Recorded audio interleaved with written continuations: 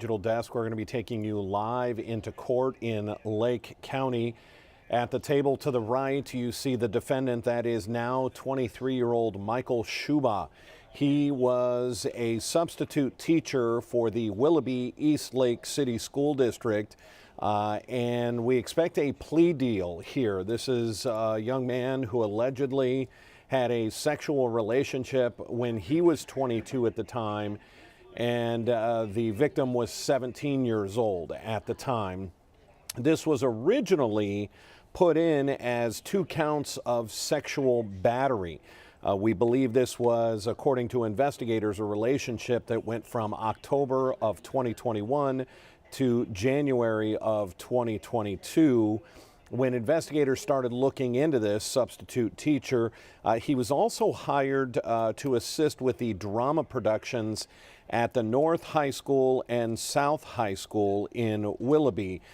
This really goes over a couple of different schools. The sexual encounters supposedly took place at Eastlake North High School and Willoughby South High School. We've gotten the all rise. Let's take you into court in Lake County. Information hearing. Defendant is present, represented by attorney Richard Perez.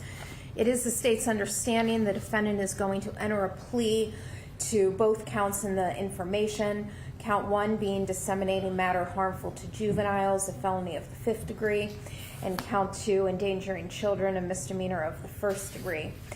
If those pleas are forthcoming, the state will be reviewing the pre-sentence report, any psychological evaluation, and/or any other reports prior to making a sentencing recommendation, and the defense is free to recommend whichever sentence it deems appropriate. That is correct, Your Honor.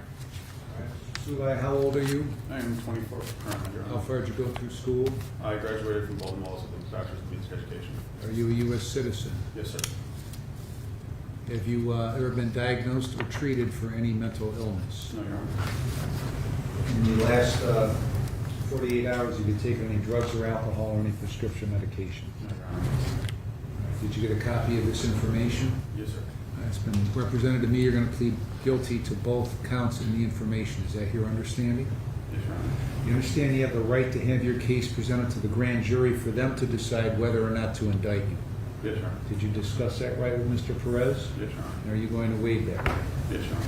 Mr. Perez? You want us to sign the document, Your Honor? Yeah.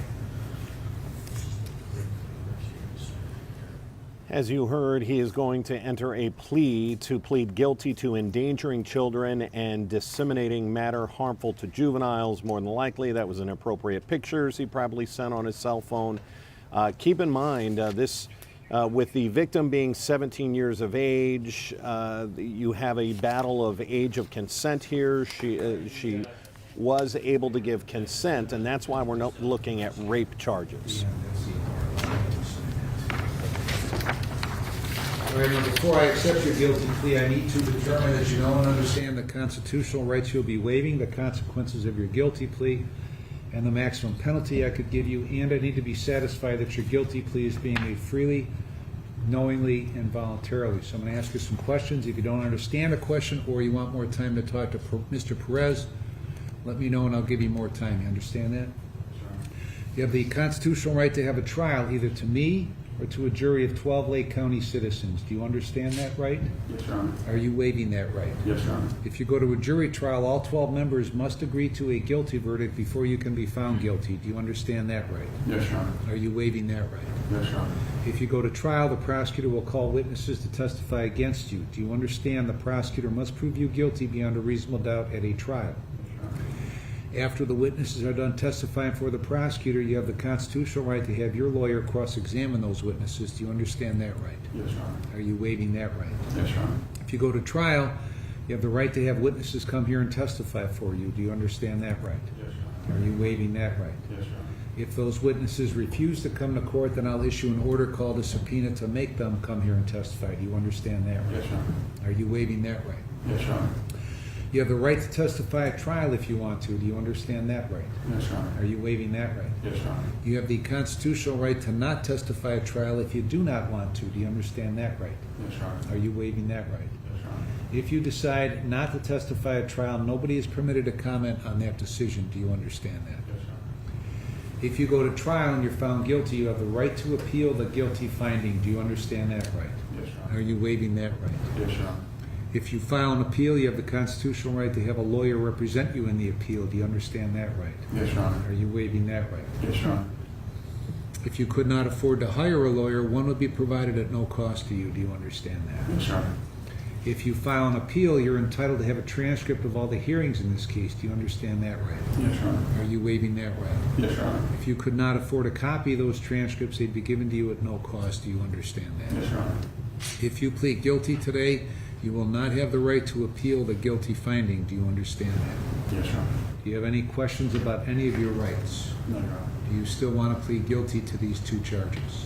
Yes, Your Honor. Do you understand by pleading guilty, you're fully admitting your guilt to the charges? Yes, Your Honor. Do you understand by pleading guilty to this felony in count one that you're voluntarily giving up your freedom for whatever period of time I could sentence you to prison, to jail, or to community control? Yes, Your Honor.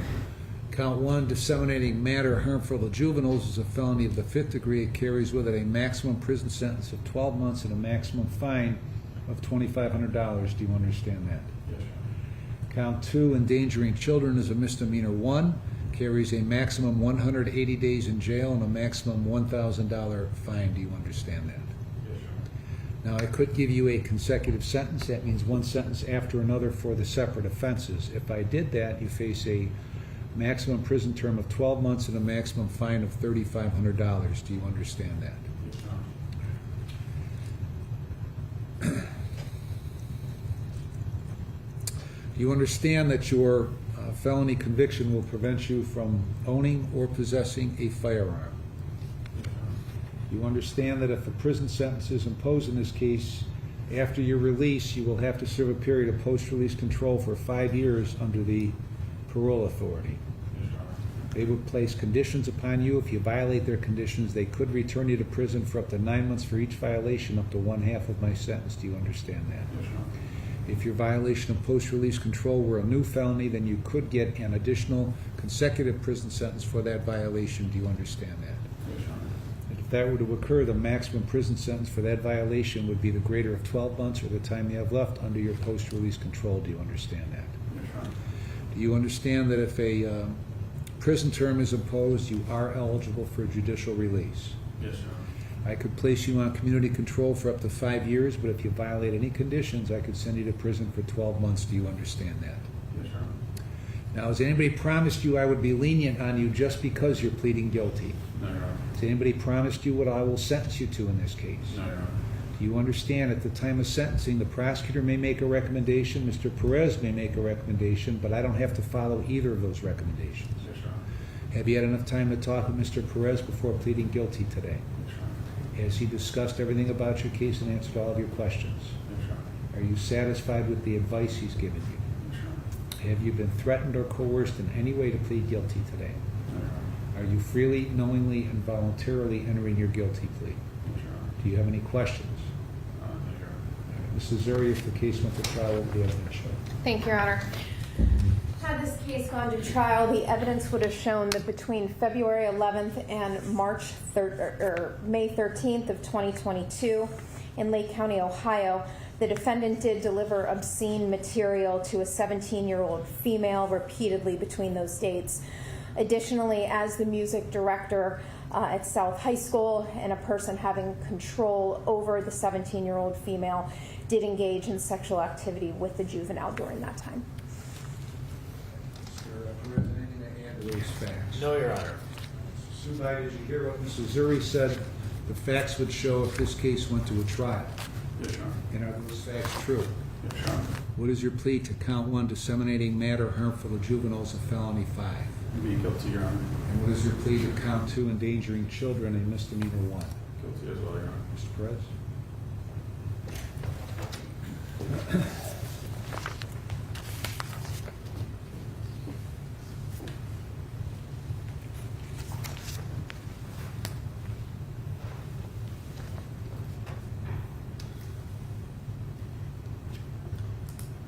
Do you want us to sign this at this point, Judge? Yeah, Mr. Subai, did you have a chance to review that written plea of guilty with Mr. Perez before coming in here?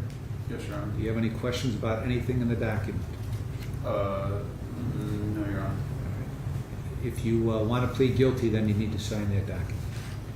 So, Your Honor, we were given a copy of this document a few days ago by the prosecutor. I reviewed it with the defendant, answered all his questions. It's my belief that he is entering this agreement voluntarily, and he understands everything involved in this change of plea. So what you're going to do is you're going to sign this at this point.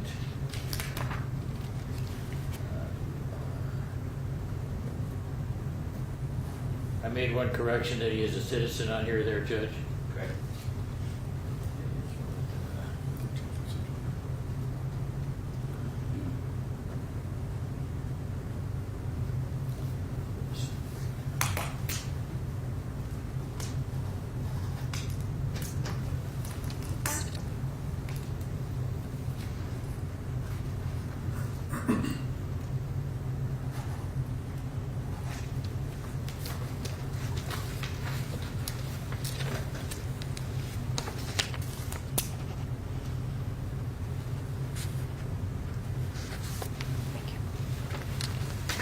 Your Honor, I return to you the written plea of guilty, signed by the defendant, the prosecutor, myself.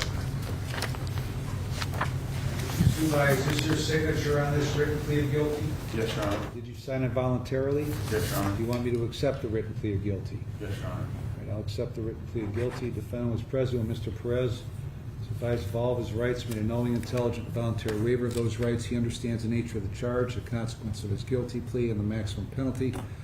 Find it to be knowing, intelligent, and voluntary, will accept his plea of guilty and find him guilty of count 1, disseminating matter harmful to juveniles, a felony 5, and count 2, endangering children, a misdemeanor 1. We'll refer this for a pre-sentence report and a psychological evaluation. Sentencing will be October 25 at 11 a.m. and the bond is continued. You're on your own recognizance, no contact with the victim or minors. Is there anything else? Victim impact statement. And a please, victim Your Honor. impact statement also. Anything else, Mr. Perez? No, Your Honor. Thank Then you. have him sign that over. I will. Okay. All right, we're adjourned. All right. Dan DeRose with 19 News. As expected, this was a change of plea for the defendant there, Michael Shuba, accused of having an inappropriate relationship with one of his students while a substitute teacher for the Willoughby-Eastlake City Schools. He was also hired as a drama to assist in drama productions at both North High School and South High School. That's where this was an issue. There was a 17-year-old girl that he started a relationship with. He was originally charged with 2 counts of sexual battery instead of going to trial on sexual battery charges. And you have to remember, when a defendant is able to enter into a plea deal, that's the state that you see leaving there, the Lake County Prosecutor's Office. They had determined on some level if they had proceeded to a trial on counts of sexual battery, there would be a question whether a judge or a jury would come back with a guilty verdict on sexual battery. 17 years old, this is not considered rape. If the 17-year-old had told investigators that she did not consent to any of this sexual activity, then you would have seen the rape charges. But the fact that there were no rape charges, this was just sexual battery. This was an individual abusing their power as a substitute teacher. They went ahead and decided, let's enter into a plea deal. Disseminating matter harmful to children. That's again probably inappropriate pictures. We heard the state say that he had been sending her multiple inappropriate pictures. Again, he was 22 at the time of these incidents. She was 17.